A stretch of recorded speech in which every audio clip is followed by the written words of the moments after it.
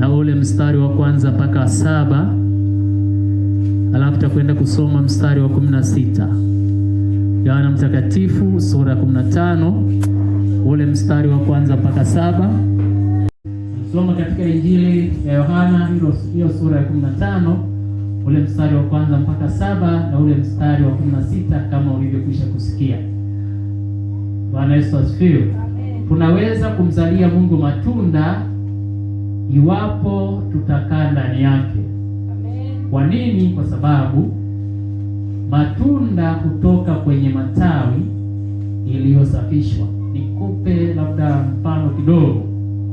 Na Yesu alipokuwa anazungumza kwa habari ya mzabibu, mzabibu ni mti wenye matunda ambao kawaida ya mzabibu huwa kila baada ya mavuno mzabibu kusafishwa au wanaitwa uturuni.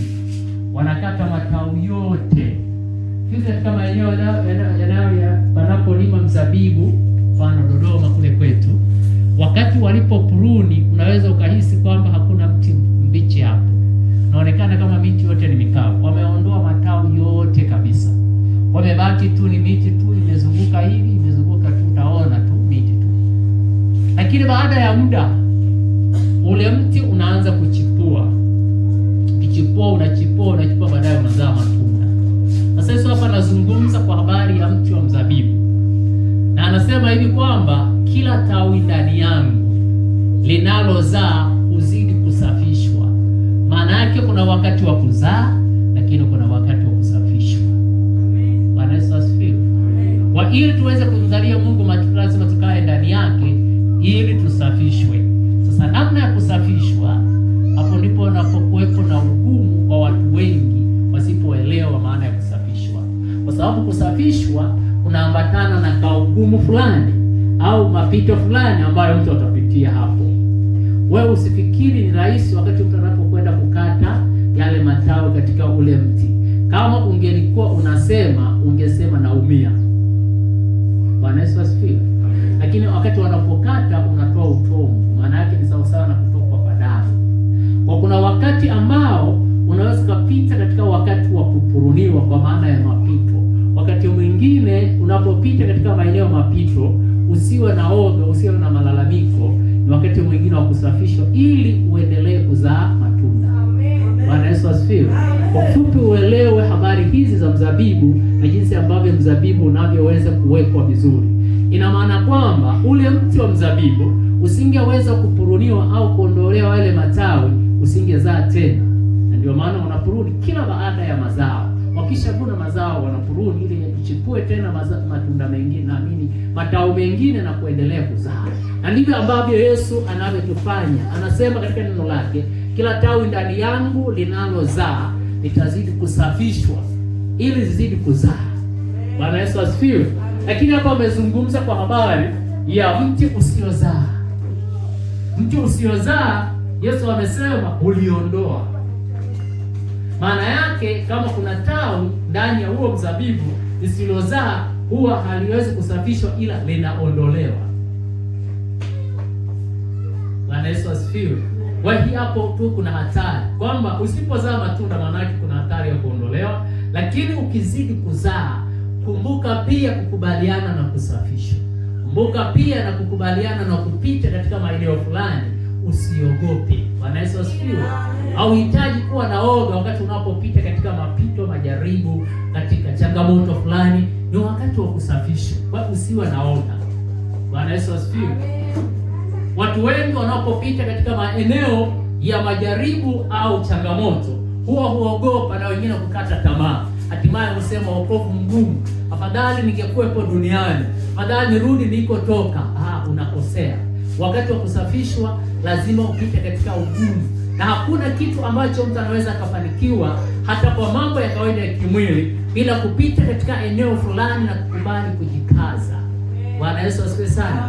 Hata na waliotajirika na kuwa matajiri wakubwa kifedha na wakawa maarufu katika dunia, walijibana kwanza. Kuna wakati walipita katika ugumu fulani. Kuna wakati walivumilia. Kuna wakati walisonga mbele hata kama kuna walikatisha tamaa, huwezi, lakini akajitia moyo. Bwana Yesu asifiwe. Kwa nafahamu mtu aliyetengeneza hii valve. Wanasema amerudia mara kurudia mpaka mara 1000. Wakati alipokuwa anamalizia ile mara 1000 taa ikawaka naye akafa. Lakini hakukata tamaa. Bwana Yesu asifiwe sana. Haleluya. Katika safari ya wokovu na safari ya kumzalia Mungu matunda, unapaswa kuelewa kwamba kuna wakati wa kusafishwa. Amina. Amen. Ili tumzalie Mungu matunda, ni vizuri tujue yafuatayo. Na kuzungumza asubuhi ya leo, mchana wa leo, vitu viwili ambavyo pengine tukifahamu sisi vinaweza vikatutia moyo hata tusiweze kukata tamaa na kuwatia moyo wengine. Wakati mwingine sisi ambao tunatakiwa kuzaa, wakati mwingine tunawakatisha moyo wengine, tunawakatisha tamaa wengine ili wasiweze kuendelea, kwa sababu wewe ambaye umeokoka kuna mtu mmoja anayekuangalia. Bwana Yesu asifiwe. Kuna mtu mmoja anayekutazama. Kuna watu wawili wanaokuangalia. Sasa wanapokutazama na kukuangalia, je, wanaweza wakaona nini? Wakajifunza nini kutoka kwako hata uweze kusonga mbele na kuendelea? Na wenyewe watazaa matunda. Kama wewe uzai, manake na wao watazaa. Lakini kama unazaa lakini kwa uoga, na wenyewe wataogopa, watarudi nyuma. Jambo la kwanza ambalo ni vizuri kuelewa, uwe mtu wa upendo. Bwana Yesu asifiwe sana. Amen. Uwe na tabia ya upendo. Tabia ni asili, au unaweza kusema tabia huwa huumbika baada ya mazoea. Mtu kitu fulani na kuzoea, anaanza kuzoea, baadaye inakuwa inatengenezeka kuwa tabia yake. Ndipo watu wanasema tabia ya huyu mtu ni tabia yake ni mbaya, tabia yake ni nzuri. Lakini kuna kitu ambacho alianza kufanya, alianza kuanza kukielewa, lakini baadaye akajijengea na ikawa tabia yake. Tabia ni kitu ambacho hakiwezi kaondoka mara moja. Ikiwa tabia ya mtu huwa haiondoki. Mfano, anatazama Jumapili iliyopita nikumbuka juu habari za Ibrahim. Ibrahim alikuwa na tabia ya ukarimu. Lakini haikuanza hivyo hivyo. Alikuwa mtu mkarimu. Na ndio maana wakati ulipotokea wakapita wageni nyumbani kwake, akawakaribisha na kuwakirimu. Ilikuwa tabia. Bwana Yesu asifiwe sana. Unaweza ukawa na upendo lakini usiwe na tabia ya upendo. Ukiwa na upendo hauna tabia ya upendo, unaweza ukawa na upendo wa upendeleo. Ukawapenda wanaokupenda, ukampenda mke wako, ukampenda mume wako, lakini wengine ukaona sio kitu. Ukawapenda ndugu zako na majirani zako na kina nani, lakini wengine ukaona sio kitu. Lakini tabia, mtu mwenye tabia ya upendo, huyu huwapenda watu wote. Kwa sababu Yesu ndiye aliyesema, anasema hivi, wapendeni wanaowaudhi. Na hiyo ndio tabia iliyokuwa ndani ya Yesu. Yesu aliupenda ulimwengu. Alipopenda ulimwengu, aliwapenda wote, hata waliomuudhi, hata waliomtukana, aliwapenda. Hata na Yuda aliyemsaliti, alienda Daudi kama roho yake mwenyewe. Bwana Yesu asifiwe. Amina. Kupenda roho yako mwenyewe, tunaelewa maana yake. Yaani kama kwa mfano ikatokea hapa hatari, utakachowaza mara moja ni kujiponya, kukimbia au kujisitiri sehemu. Ndio tunaogopa kufa. Maana Yesu asifiwe. Hakuna mtu anataka kufa. Hata angekuwa mzee kikongwe, yaani kitishia labda simba huyu hapa au hatari hii hapa, wakati mwingine alikuwa anasema afadhali nife, lakini kitishia sasa kwamba simba huyu hapa atashtuka. Kwa habari ya kifo hakuna anayependa kufa. Watu tunapenda tuishi. Kwa hiyo ikitokea hatari, maana yake utataka kujiokoa. Sasa Biblia inasemaje? Inasema hivi, Jonathan akampenda Daudi kama roho yake mwenyewe. Na alipompenda Daudi kama roho yake mwenyewe, alichofanya, Biblia inasemaje? Akatoa na joho lake akampatia, akatoa na upanga wake akampa, akatoa na mshipi, yani mkana, akampa, akatoa vitu vyote akampa Daudi. Maana yake ile joho lilikuwa na maana, sehemu ya maisha yake ameyatoa kwa ajili ya Daudi. Huku ndiko kunaitwa upendo au tabia ya mtu mwenye upendo.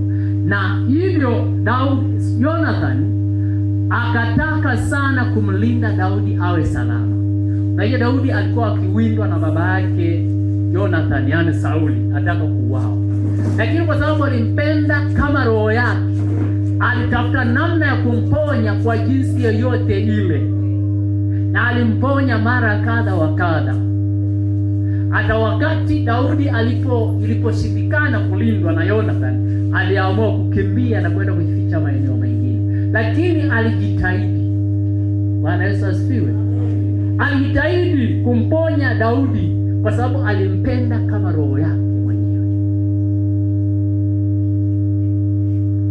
Wewe je, unaweza kumpenda mwingine kama roho yako? Au unaipenda roho yako mwenyewe? Bwana Yesu asifiwe. Unaweza kawa tayari kutoa kumpa mwingine kile ambacho kiko kunastahili wewe, hata ikibidi ukose wewe. Kwa sababu hapa ndani nilale njaa lakini huyu ale, unaweza kufanya hivyo. Bwana Yesu asifiwe. Mungu atusaidie tuweze kuwa na upendo. Na kwa sababu hiyo, tukiwa na upendo wa jinsi hii, ndipo tunaweza kumsalia Mungu matunda, kwa sababu mtu utakayemfanyia hivyo ataguswa, maisha yake ataguswa na kuendelea kumpenda huyu Mungu ambaye wewe unamwita, unamtumikia, unamwabudu. Lakini pia ukiwa na upendo wa aina hiyo, huwezi kaona mwingine anaumia na wewe ukafurahi. Utatafuta namna ya kumsaidia huyu mtu ili awe salama, hata kama ikibidi wewe upate pengine hasara fulani. Utakuwa tayari kuachilia majukumu yako, shughuli zako, kwa ajili ya kumsaidia mwingine ambaye yupo katika wakati fulani, na ukawa na uwezo wa kumsaidia kwa sababu unampenda kama roho yako. Bwana Yesu asifiwe.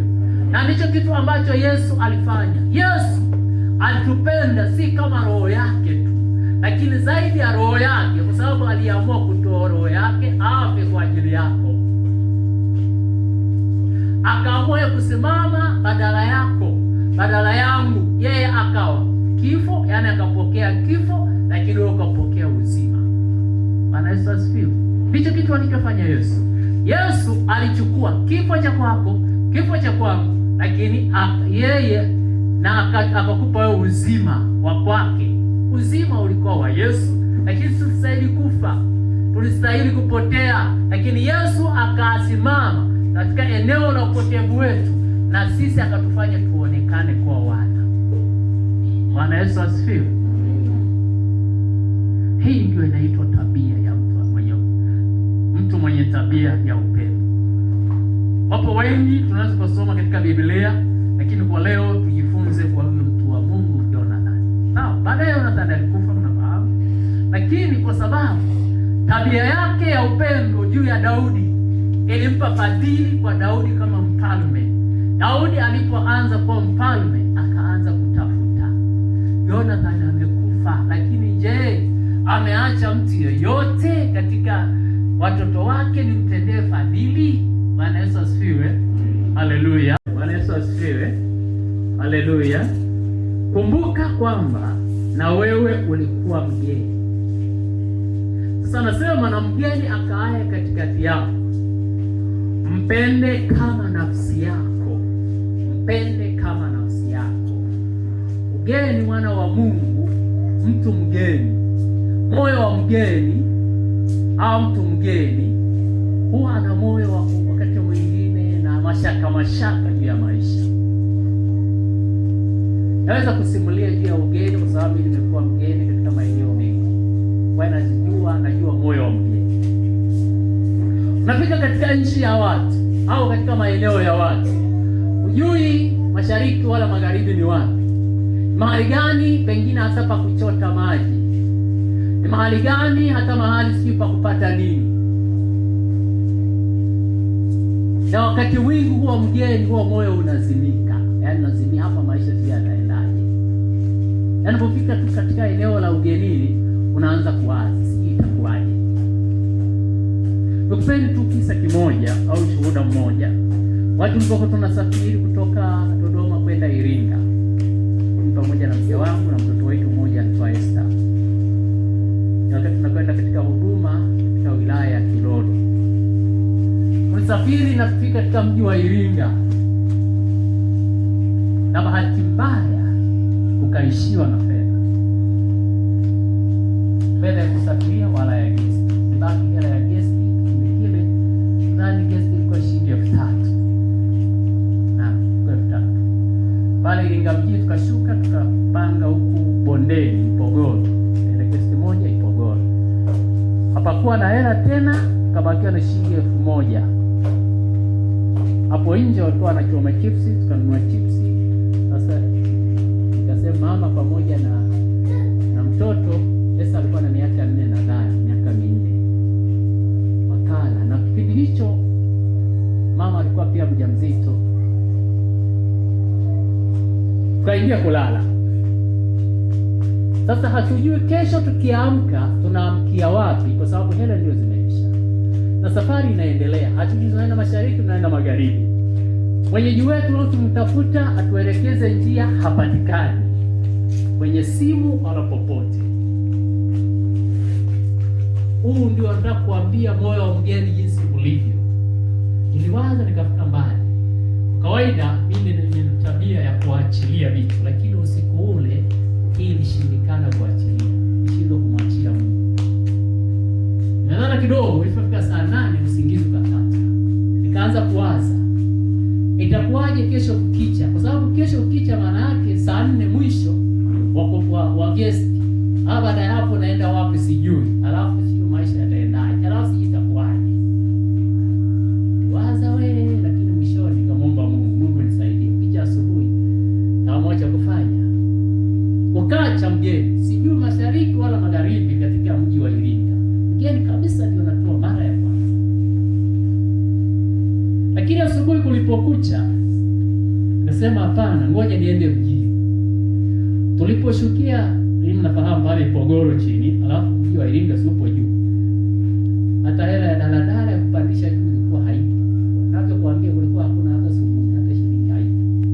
Lakini Mungu alitupa neema. Wakati tunasafiri kulikuwa na kuku, sio walikuwa 4 na kanga 4. Tunaweka kwenye nani tukawabeba, tunaenda kwa wafugaji. Nikachukua kuku 2, nikasema ngoja nipandishe nao kule juu. Hapo nitauza, tutapata na hela ya daladala na tutafanyia. Basi nikachukua wale kuku nikapandisha, na wale jamaa nikamwambia sina hela, ngoja niguze kuku. Watu nzuri nafika pale kwenye kituo cha daladala, kukapatikana watu wa kununua kuku, nikauza nikawalipa hela yao. Ilikuwa shilingi 200 kipindi hicho na daladala. Lakini baada ya hapo nafanyaje nipate mwenyeji? Yaani shida yangu nipate yule mwenyeji. Kwa sababu baada ya hapo tunaelekea wapi sijui. Hapatikani kwenye simu, kwenye vibanda vya simu kile sikuwa sina simu. Wanaenda kupiga simu kwenye vibanda. Sasa hata wakati huo hata hela ya kupiga simu kwenye vibanda ilikuwa haipo.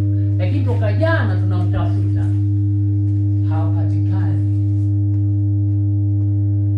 mgeni. Lakini Mungu akanipa neema. Unajua Mungu huwa anawasaidia wageni. Bwana Yesu asifiwe. Amen. Akanipa neema, akasema, nikaulizia, akasema ngoja tutafute kanisa. Nikauliza wale watu wa pale, jamani, hapa kuna kanisa la Pentecost? Wakasema kuna kanisa moja liko hapo maeneo ya magereza kule. Wajeji wa Iringa. Kule magerezani kuna kanisa moja liko maeneo yale. Na nani anaweza kunania, akasema una shilingi 200 mjini hapo onyesha njia bila hela. Na shilingi 200 wiki jana nikamlipa shilingi 200. Nikaenda naye akanipeleka mpaka kanisani hapo. Kafika nikauliza, jamani, mtu fulani anaitwa fulani fulani. Nafahamu. Kakuta ni asubuhi sana, bahati nzuri ilikuwa Jumapili. Asubuhi sana nikuta mzee wa kanisa anayefanya usafi pale. Nasema huyu mtu simjui. Lakini baadaye akamtafuta mwingine, akasema huyu mtu ana kigari fulani. Akasema ndio. Huyu bwana sijui anakokaa, lakini nafahamu anakoabudia. Haya, nikaona njia imefanyaje, inaanza kuonekana. Ule mpendo, kwa sababu yeye ni mpendo, hakunidai hela. kuonyesha njia, akanipeleka mpaka wanapoabudia. Nikafika ni asubuhi sana, hakuna mtu aliyefika. Nikakaa. Ilipofika saa 3:30, saa 4 akatokea mzee wa kanisa. Na baadaye akaja mama mchungaji. Sasa nilikuwa namjua mama mchungaji na mchungaji tu. Ndio mzee wa kanisa nifahamu. Nikajieleza, basi baadaye nikapata mwenyeji. Hakuwepo kweli yule mchungaji mpaka siku zile. Lakini kutoka hapo basi tayari nimeshapata wenyeji. Na sikuabudu hata kuabudu. Ukiabudije watu umeacha guest, hawana chai, hawana nini. Basi wakanisaidia, wakasema wewe nenda. Tukimaliza huko guest gani? Na yule bahati nzuri mzee wa kanisa naye anakaa maeneo yale yale Ipogoro. Akasema wewe nenda, tukimaliza ibada